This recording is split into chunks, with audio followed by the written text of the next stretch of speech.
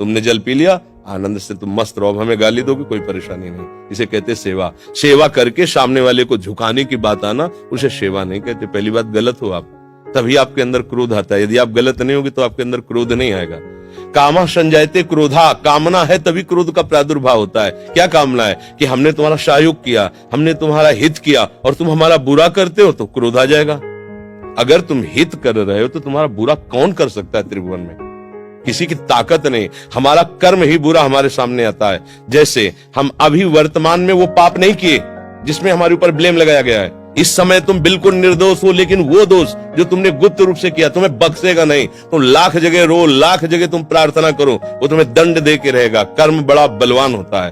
तो पहली बात तो ये छोड़ो कि आप किसी का हित करते हो, बात ये सोचो कि भगवान कृपा करके हमसे हित करा रहे हैं। और किसका? वही इन रूपों में आ रहे हैं। आप उनको मनुष्य समझकर, अपने को बड़ा समझकर, फिर दोष हो जाएगा। शास्त्र की बात मानो। भगवान कह रहे हैं मैत्रः करुण एव च, लेकिन निर्ममो निरहंकारा। सबसे मित्रवत व्यवहार करो, ममता न करो, सबको सुख प्रदान करो, लेकिन अहंकार न करो। ये अहंकार ही तो क्रोध रूप में परिणित हो रहा है भैया। दोष को खुद पकड़े हुए हो, दूसरों पे दोष देखते हो, कैसे सुधार होगा?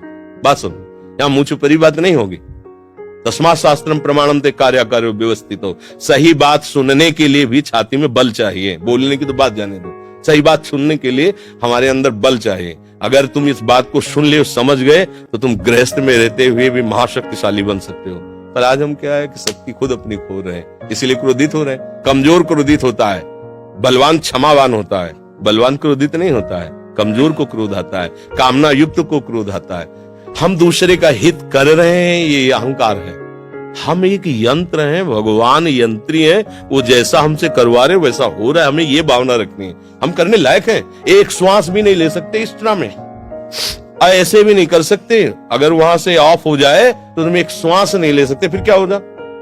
एक कदम नहीं चल सकते, फिर क्या होगा? तो बात समझिए, आपसे जो करवाया जा रहा है वो प्रभु श्री हरि कर रहे हैं। इसी भाव से जब हम चलेंगे तो हमारे कभी गुस्सा नहीं आएगा, कभी गुस्सा नहीं आएगा। आप समझ पा रहे हैं?